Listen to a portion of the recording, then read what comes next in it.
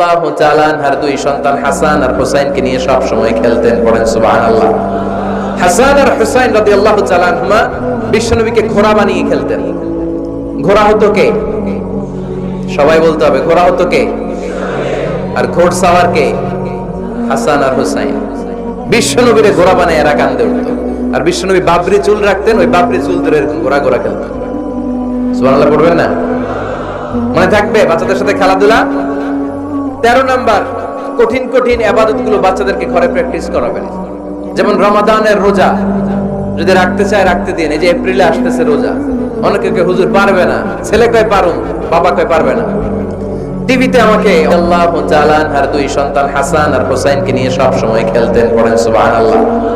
হাসান আর হুসাইন রাদিয়াল্লাহু তাআলা আনহুমা বিশ্বনবীকে ঘোড়া বানিয়ে খেলতেন। ঘোড়া হতো কে? সবাই বলতে হবে, ঘোড়া হতো কে? আর ঘোড়সাওয়ার কে? হাসান আর হুসাইন।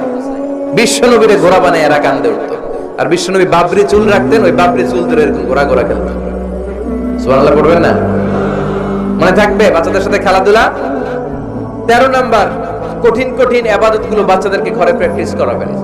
যেমন রমাদানের রোজা যদি রাখতে চায় রাখতে দিন। এই যে এপ্রিলে আসতেছে রোজা, অনেকে হুজুর পারবে না, ছেলে কয় পারুম, বাবা কয় পারবে না।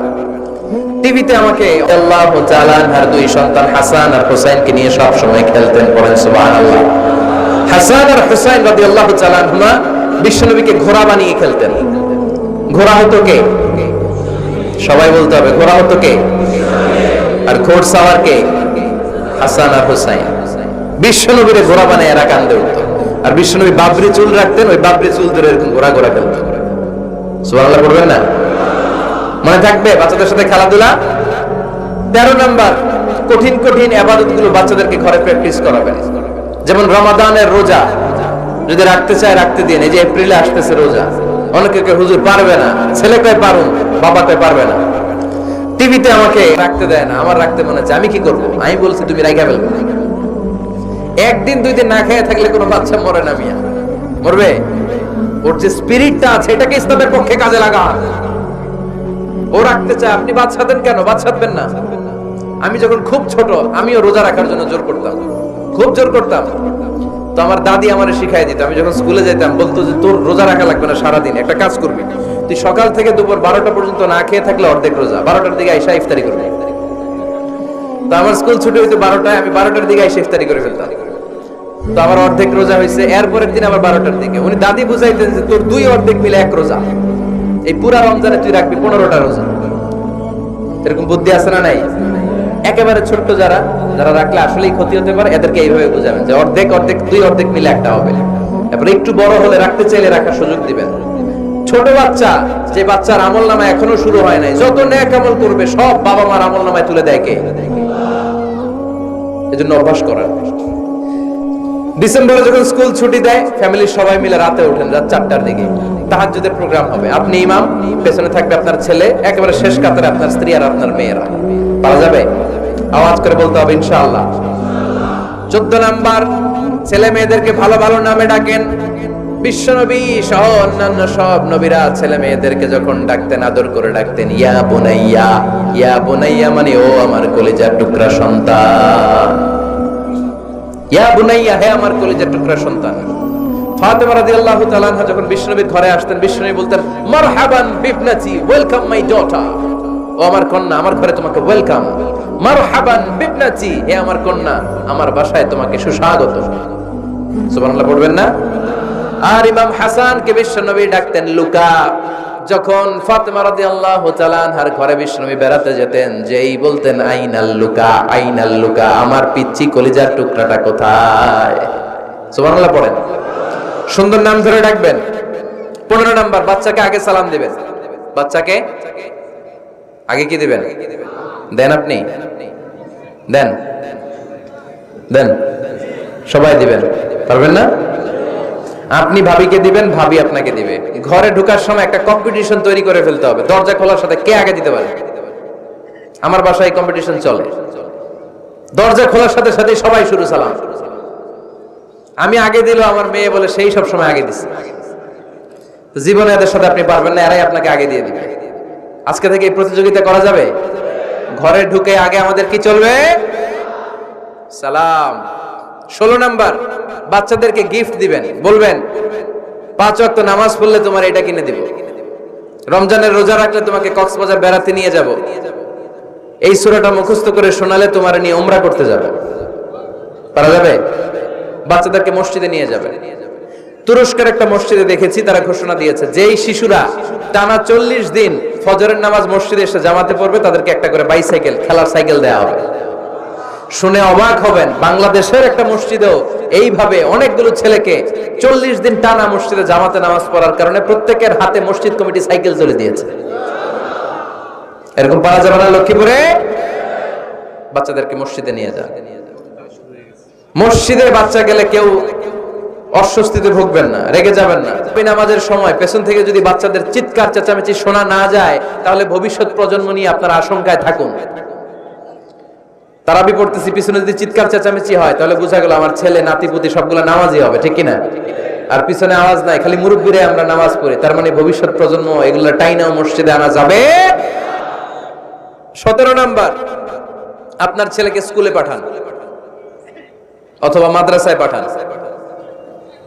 অশিক্ষা, কুশিক্ষা আর মূর্খতার সাথে ইসলামের কোনো সম্পর্ক নাই। হয় স্কুলে পাঠাবেন, নয় কই পাঠাবেন মাদ্রাসায়। আওয়াজ করে বলেন, হয় স্কুলে পাঠাবেন, নয় কই পাঠাবেন।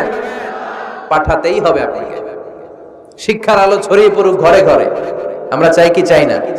কোন অশিক্ষা, মূর্খতা এগুলোর স্থান ইসলামে আছে? ছোট্ট বাচ্চার কাঁধে এক গাদা বই দিয়ে দেয়। কে বলেছে আপনাকে এতগুলো বই দিতে? কে বলেছে? জোর করে চাপিয়ে দেওয়ার নাম বিদ্যা, চাপিয়ে দেওয়ার নাম শিক্ষা নয়। জোর করে প্রাইভেট স্যারের কাছে পড়ানো, কোচিং এ পাঠানো, শিক্ষার নামে এরকম প্রেসার দিয়ে বিদ্যা উঠিয়ে দেওয়ার নাম শিক্ষা নয়। শিক্ষা হচ্ছে আপনার ছেলে মেয়ের স্বতঃস্ফূর্ত আত্মবিকাশ। নিজ থেকে সে বুঝবে, নিজ থেকে সে তার ভালো লাগা থেকে সে পড়াশোনার সাথে সম্পৃক্ত হবে, সে স্কুলে যেতে চাইবে। পৃথিবীর এমন অনেক স্কুল আছে, পৃথিবীতে ইউরোপ কান্ট্রিতে এমন অনেক স্কুল আছে যেদিন তাদেরকে ছুটি দেওয়া হয় সামার ভ্যাকেশন, ওই দিন বাচ্চারা সবাই কান্না করে, কারণ কালকে থেকে স্কুল বন্ধ। আমাদের দেশের ছুটি হইলে আজ আমাদের ছুটি, ও ভাই আজ আমাদের ছুটি, খুব আনন্দিত, তাই না? কারণ ওই যে স্যাররা পিটায়, ক্লাসে মজা করে পড়ায় না। কিন্তু ইউরোপের অনেক স্কুল আছে সামার ভ্যাকেশন যেদিন ছুটি শুরু, তার আগের দিন বাচ্চারা স্কুলে কাঁদে, কালকে থেকে আসবো না আর স্কুলে। এজন্য জোর করে কমন কিছু ঝাড়ফুঁক, যেমন সূরা ফালাক, সূরা ইখলাস, সূরা ফালাক, সূরা নাস, প্রত্যেক ছেলে মেয়ে নিজেই যেন সূরা ইখলাস, সূরা ফালাক, সূরা নাস পরে ফু দিয়ে সারা গায়ে মাসে করে নিতে পারে।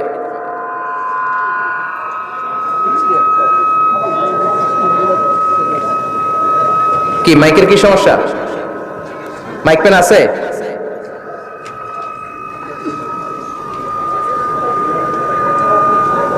মাইক পেন কই? আওয়াজ কেন? আয়াতুল কুরসি প্রত্যেকটা ছেলেকে শেখাবেন, সূরা ফাতিহা শেখাবেন, 3 কুল শেখাবেন। আপনার ছেলে, আপনার মেয়ে নিজেই যেন নিজের ঝাড়ফুঁকটা করতে পারে। It's a protection from your Lord. এটা আল্লাহর কাছ থেকে প্রোটেকশন। প্রত্যেক ছেলে মেয়ে ঝাড়ফুঁক করে নিজের গায়ে নিজে ফু দিবে, এগুলো শেখানো যাবে। 19 নাম্বার, ছেলে মেয়েদেরকে নামাজের আদেশ করেন। বিশ্বনবী বললেন, মুরু আওলাদাকুম বিসসালাতি ওয়া হুম আবনাউ 7 সিনিন ওয়াদরিবুহুম আলাইহা ওয়া হুম আবনাউ 10 সিনিন। ছেলে মেয়েদের বয়স যখন করে হলেও মসজিদের ভিতরে ঢুকায় দাও। আদেশটা কার? চিল্লায় বলতে হবে, আদেশটা কার? আউয়ালু মা ইউহাসাবু বিহিল আবদু ইয়াউমাল কিয়ামাতি আস-সালাহ। কিয়ামতের দিন সর্বপ্রথম আল্লাহ যে হিসাবটা চাইবে সেটা সালাতের হিসাব। যার নামাজ নাই তার ঈমান নাই। আওয়াজ করে বলেন, যার নামাজ নাই তার কি নাই? ঈমান নাই। ছেলে মেয়েদেরকে শিখান। অনেকে 4 ওয়াক্ত নামাজ পড়ায়, ছেলে মেয়েদেরকে ফজরের সময় ডাকেন, আছে না নাই? যদি জিজ্ঞেস করি কেন ডাকেন না, কয় আদরের ছেলে, একটু ঘুমাক। আচ্ছা, ভোর 5টার দিকে যদি আপনার ঘরে আগুন লাগে কি করবেন? ভোর 4টার দিকে আপনার ঘরে দাও দাও করে সিলিন্ডার ব্রাস্ট হয়ে আগুন লাগছে, কি বলবেন? ছেলেটা আর একটু ঘুমাক, আদরের ছেলে তো, হ্যাঁ বলবেন না? তখন কি করবেন? ডাকবেন।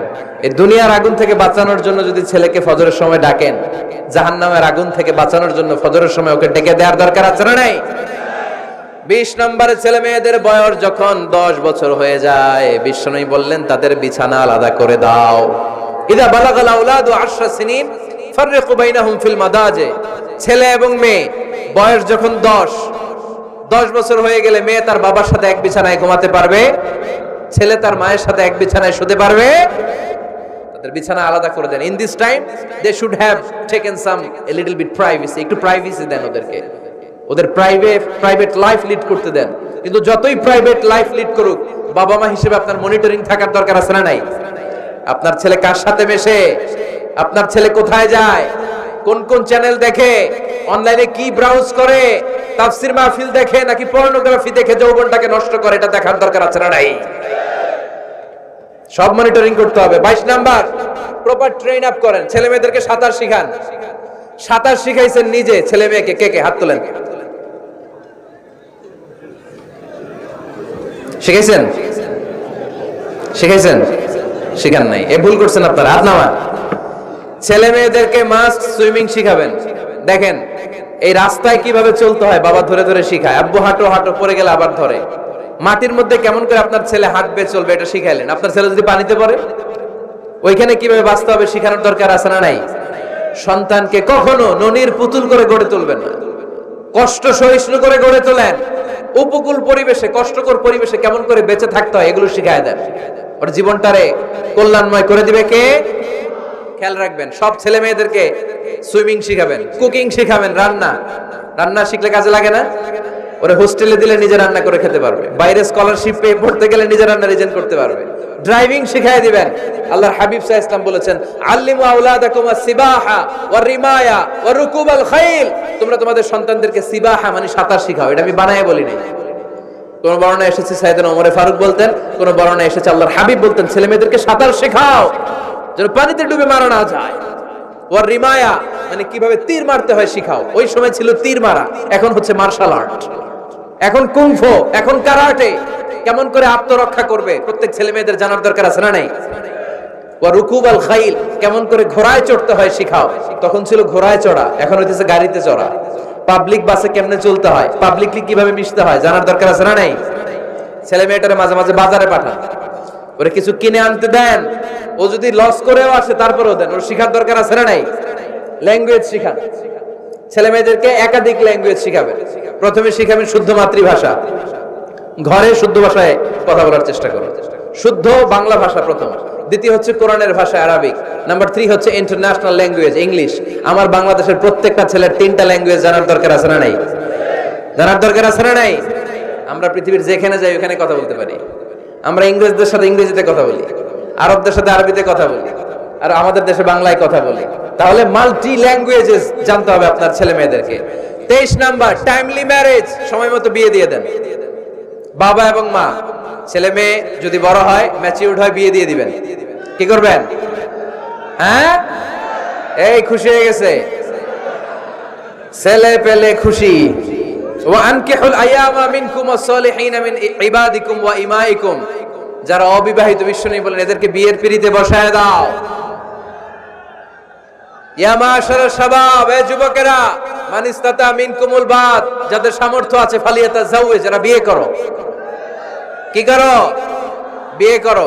এই দেখেন ছেলে পেলে কত খুশি, এরা বিয়ে করতে চায় কিন্তু বাবা মা বিয়ে করাচ্ছে না। ছেলের বাবা মেয়ের বাবা, ওরা যদি ম্যাচিউরড হয় ওদেরকে বিয়ে করায় দেয়। চেয়ারম্যান সাহেবরা কই? এমপি সাহেব আস, এদেরকে একটু দেখেন। আচ্ছা, সব শেষ কথা, তাকসিমুল মিরাস বিল আদল। ছেলে মেয়েদের মাঝখানে ন্যায় সঙ্গতভাবে মিরাসের বন্টন করতে হবে। ছেলে পাবে যদ্দুর, মেয়ে পাবে অর্ধেক। আচ্ছা এবার আওয়াজ করে উত্তর দেন তো, ছেলেকে যদি দেন 2 লাখ, মেয়ে পাবে কয় লাখ? ছেলেকে যদি দেন 4টা গাড়ি, মেয়ে পাবে কয়টা গাড়ি? আইনটা কার? চিল্লায় বলতে হবে, আইনটা কার? রব্বুল আলামিন বলেন, ইউসিকুমুল্লাহু ফি আওলাদিকুম লিযযাকারি মিসলু হাযযিল উনসায়াইন। আল্লাহ বিধান দিলেন ছেলে পাবে যতটুকু, মেয়ে পাবে তার অর্ধেক।